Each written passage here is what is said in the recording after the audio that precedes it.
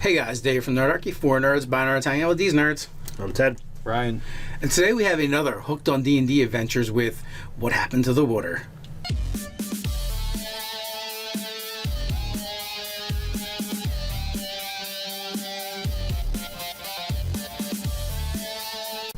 Jump down to the description below, sign up for Nerdarchy, the newsletter. It's a great way to get weekly gaming tips delivered straight to your inbox, as well as learn how to game with us. So it's like the app game. Where's the water, right? Is that where we're going? Yeah, we gotta move the sand to get the alligator to have a bath. Oh, you played that one too. Oh, great. My kids like it. Yeah, fantastic. Yeah, my kids. My kids.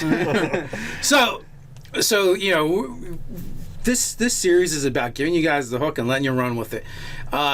Now, there's a couple different angles. Like, what happens if you're in a village in the or town, and you know, for whatever reason, all of a sudden there is no water. All the wells have run dry. Mm-hmm. But Ryan, you know, also brought up, you know, his recent adventure, Croak Hollow, which you can purchase at nerdarchy.com, has something about the water in it as well. Right. So both the food and the water had been tainted by an evil cult that it was basically mutating people. They prefer enhanced. Enhanced, yeah. It was enhancing people. So that happened.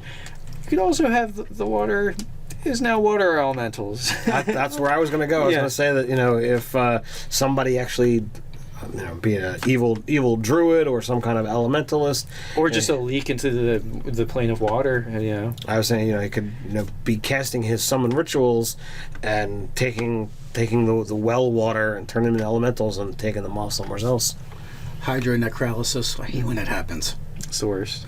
Yeah, so I like the animated order is really a fun idea because you can use you can beat your players with water and you can beat your players with water, but you can also go with a lot of different avenues with that. And there are different monsters, like right from the monster man. You know, there's several methods, elementals, water weird, right off the top of my head. Oozes perhaps might even work in some. Yeah, absolutely. You could definitely do an ooze.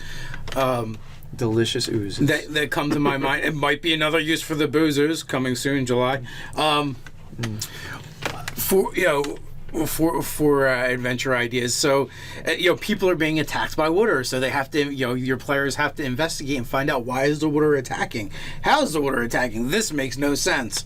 You know, is there someone behind it, or is it just this like natural freak accident that's happened, and you know, energy is bleeding through from somewhere else, and for some reason it's going into the water supply. You know, depending on what kind of you know, what kind of game you're playing too. Like you know, maybe you're not playing traditional fantasy and the water actually gets piped. Mm-hmm. You know, maybe you have some level of technology, so then you can really have fun with it. You know, because it's like appearing all over the place.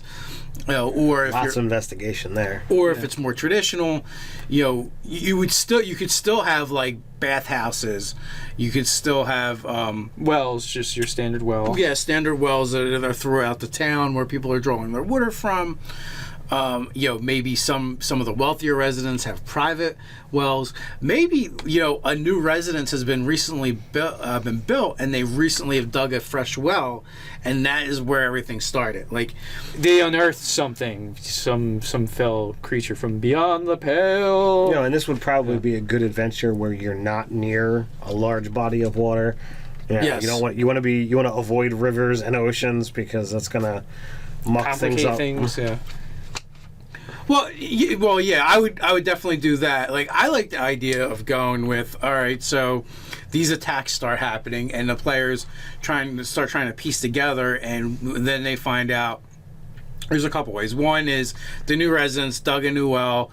They dug through something they shouldn't have dug through, and it released something. Okay, there's one adventure right by itself. And they didn't get the proper forms filled out from the contractor association. But what if instead of that, though, what if someone was murdered and these attacks by the water is actually like a form of revenant that manifests itself through water, and it's slowly working its way through everyone that wronged it and causes death? Well, so, and they were drowned or something, probably, or the body dumped in the body. Yeah, the body was dumped in the well, or they were drowned, whatever. Yeah, absolutely. It would have something to do with the water.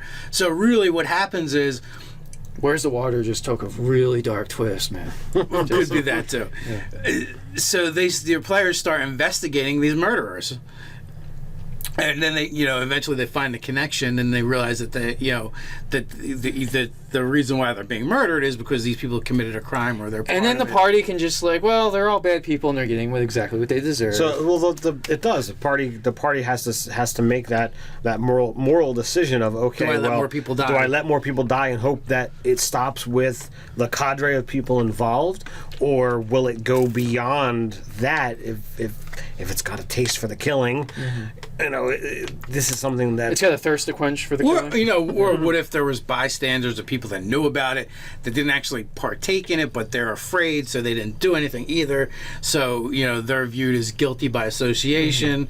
Or what if it's not enough to just kill the murderers? Maybe they want them to suffer, so they're killing their family. Yeah. Like, there's definitely a lot of different roads you could go with this. To for one, like Ted said, really tweak the moral compass a bit, and make your players make hard decisions.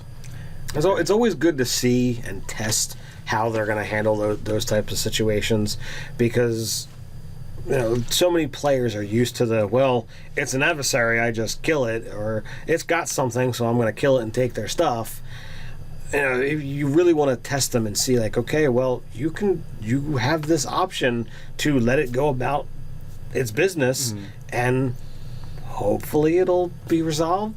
Or maybe it can't be killed. Like, maybe they have to do something, like put the body to rest, find the body, in order to stop the killings. Those are always the best, in my opinion, when it's a non-combat solution to an issue.